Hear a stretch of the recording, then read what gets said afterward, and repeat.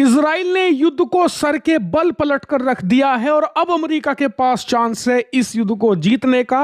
अब नहीं जीते तो कभी नहीं जीत पाएंगे और ये चांस दिया है इजरायली सेना ने। आप स्क्रीन पर देखिए, कुछ ही मिनटों पहले इजरायली प्रधानमंत्री ने ऐलान किया है कि उन्होंने अली लारिजानी को मार गिराया है और आप सोच भी नहीं सकते ये कितनी बड़ी कामयाबी है। एग्जाम्पल के लिए, अली खमनेई जब युद्ध के पहले दिन मारा गया था तब से लेकर अब तक इस युद्ध को लीड कौन कर रहा था?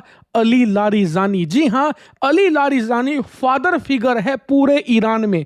ईरान की जो इस समय रिजीम है, सरकार है, उसका ये फादर फिगर है। इस समय सबसे बड़ा, सबसे अनुभवी नेता है जिसकी बात सब मानते हैं। ऑफिशियली बताऊं तो ये ईरान की बासजी फोर्स का कमांडर है।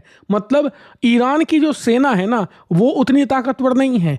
उसकी जो IRGC है, इस्लामिक रेवोल्यूशनरी गार्ड, वो असली उसकी सेना है। और उस IRGC के अंदर बासजी फोर्स है जो उसके सबसे खतरनाक और सबसे अल्टीमेट ऑपरेशन अंजाम देती है, उसका ये कमांडर है। इसके अलावा ईरान के सुप्रीम लीडर का टॉप एडवाइजर है और ईरान की खुफिया एजेंसियों की कमान भी इसी आदमी के हाथ में है। यहां तक कि जो इंटरनल सिक्योरिटी है, जो प्रदर्शन होते हैं ईरान में, उन्हें दबाने का काम भी इसी आदमी के हाथ में था। इसीलिए लारिजानी का मारा जाना ईरान के लिए सबसे बड़ा झटका है। मतलब पहले दिन जब supreme leader Ayatollah Ali Khamenei को मारा था ना, तब भी इतना झटका नहीं लगा था ईरान को जितना अब लगा है। वो इसलिए क्योंकि supreme leader Ayatollah Ali Khamenei बहुत बूढ़े हो चुके थे, ताकत उनके हाथ में थी, लेकिन रोजमर्रा के जो ऑपरेशन थे वो देख ही नहीं पाते थे। इसीलिए उनके प्रतिनिधि के तौर पर अली लारिजानी सब कुछ संभालता था। इसके हाथ में असली पावर थी। यही कारण है कि अली लारिजानी का मारा जाना ईरान के लिए सबसे करारा झटका है। इस बात को खुद नेतन्याहू भी मान रहे हैं। स्क्रीन पर आप देखिए, उन्होंने ये भी कहा कि लारिजानी के मारे जाने से हमने ईरान के लोगों को एक उम्मीद दी है जिससे कि वो खुद ही इस रिजीम को पलट सके। वो इसलिए ये बात कह रहे हैं क्योंकि उन्हें पता है कि जो प्रदर्शन है ना, पिछले 15 दिन चले इस युद्ध में एक बार भी नहीं हुए। क्यों? लारिजानी की वजह से।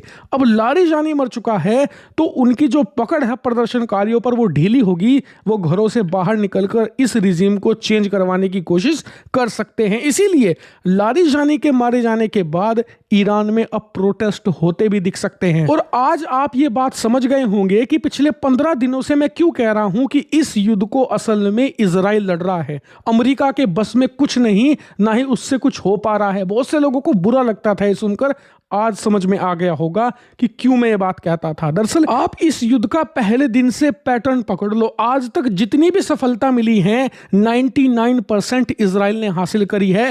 अमेरिका अंधाधुन बमबारी कर रहा है, कुछ पता नहीं उसे कहां क्या करना है। जहां दिखता है कभी खुले में, कभी बच्चों के स्कूल पर, कभी सड़कों पर बमबारी करके आ जाता है। लेकिन इजराइल का यह रवैया नहीं है। अगर अमेरिका 10 बम बरसा रहा है तो इजराइल 5 ही बरसाता है, लेकिन 5 के 5 वहां गिरते हैं जहां ईरान को दर्द हो, यानी कि ईरान के कमांडर, ईरान के मिलिट्री फैसिलिटीज, वहां वो निशाना बनाता है।